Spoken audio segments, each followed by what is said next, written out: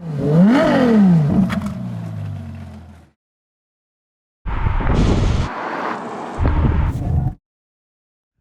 I'm a bit sad because our beloved Mini Countryman has got to go back. Mind you, I didn't drive it much. I spent most of the time following it, doing tracking shots. It's amazing the things we used it for. Tracking, carrying all sorts of kit. There's a big old boot in there. And you know what? Not one person complained about driving this. It was one of those cars that kind of brings a bit of a smile to your face. And it's an SUV. But what's this Shadow Edition actually bring? The sexy black paint. Sexy black pack, black roof bars there, this different coloured roof. I think it looks quite good. It's an SUV. It is an SUV. It's a mini SUV. It is a mini SUV. Nice different contrast on the mirrors as well. What's this?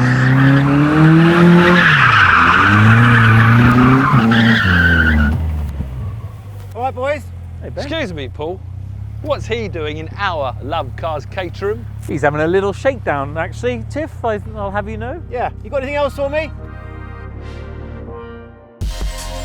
Don't mind if I do, lads. The Shadow Edition cars are available on both the Clubman and Countryman models. They come with either a 136 horsepower Cooper petrol engine or even as a plug-in hybrid, but that's on the Countryman only, or a more powerful 192 horsepower Cooper S petrol engine. Which is what I'm driving here. And to be fair, I'll take as much horsepower as I can get. This car's called a Mini, but let's be honest, it isn't that small. I mean, it's almost like a mini Land Rover. And I'm a big fan of the original car. It was small, it was light, it was powerful, it was nippy. I mean, it had been raced by James Hunt. So the original Mini is very difficult to get out of your head. And when you think about the heritage behind cars, I think it's important to embrace that story. But really with this car, you have to forget about the past, because besides the name, this is an entirely different animal. I half expected to get in this thing and not like it, but that's not what's happened. I actually really enjoy this car. When you close the door, it's almost got a Rolls-Royce-like quality of just shutting the rest of the world out. It's very, very quiet inside the cabin, and it is beautifully laid out, although it does feel a little bit like a 1950s American diner with these huge, great big knobs, this massive screen here, and all these colourful logos, but it's probably the kind of thing that's going to appeal to the little people sitting behind. And this really is a family vehicle. It's got bags of space. In the boot, it's got 450 litres of space that extends to over 1,300. And that's as well as a hidden bike rack that you can bolt on and go on your family adventures. Equally on the roof, you've got tons of space up there for storing a box with all your gubbings. So great for going camping with the family. My first impressions on the road, actually better than some of the sort of sporty models I've driven previously, some of the Mini Coopers that really feel like they jump around a lot on the suspension. This one is very calm, very measured, but there's a nice weight transfer, so you can feel like you're not in train tracks. You can feel the car biting on the road. Nice weight on the steering wheel, so it has got a playful side to it. And with 192 horsepower, plenty of oomph under your right foot, and the gearbox, despite being automatic, is not lazy. It's giving you what you want when you need it.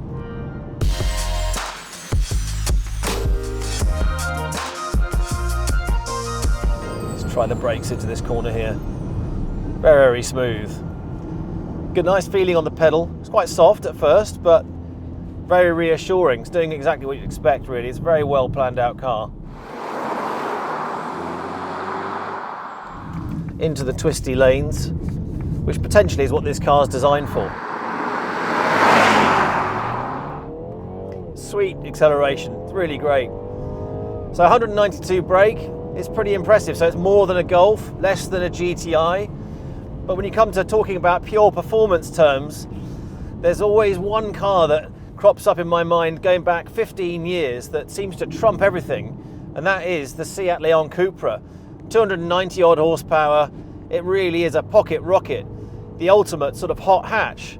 But then again, that's not what this is. I mean, Mini call this car an SUV, which is hard to believe in the form of a Mini, but that's what this is. It's a practical, go anywhere kind of car. Front wheel drive, I mean, it's not going to be a massive off-roading experience, but it's going to get you where you need to go, and it's got that ground clearance to go off-road a little bit when you need to just get into the camping site or get down near the beach.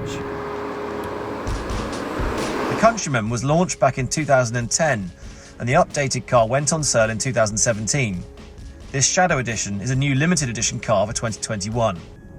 So Tiff and Paul are feeling quite smug about that because they've had the car practically all year, and this car is only for sale this year, so if you want one, you better act pretty fast.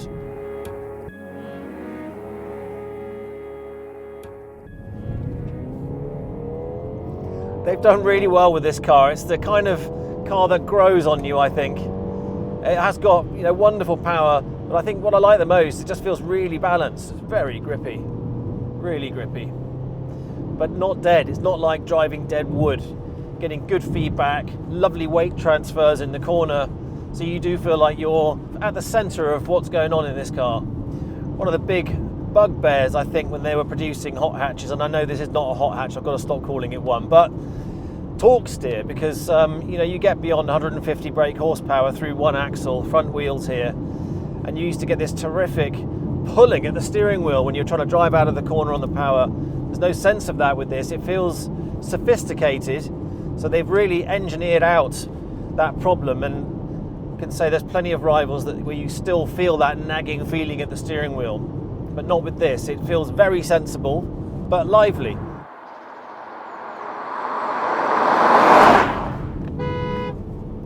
Solid.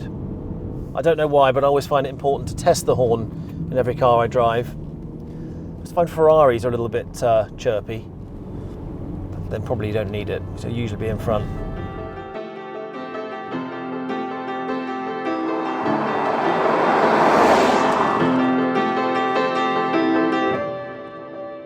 Well, sadly I've got to give this car back. But since I'm on an airfield, I might just give it a little moose test.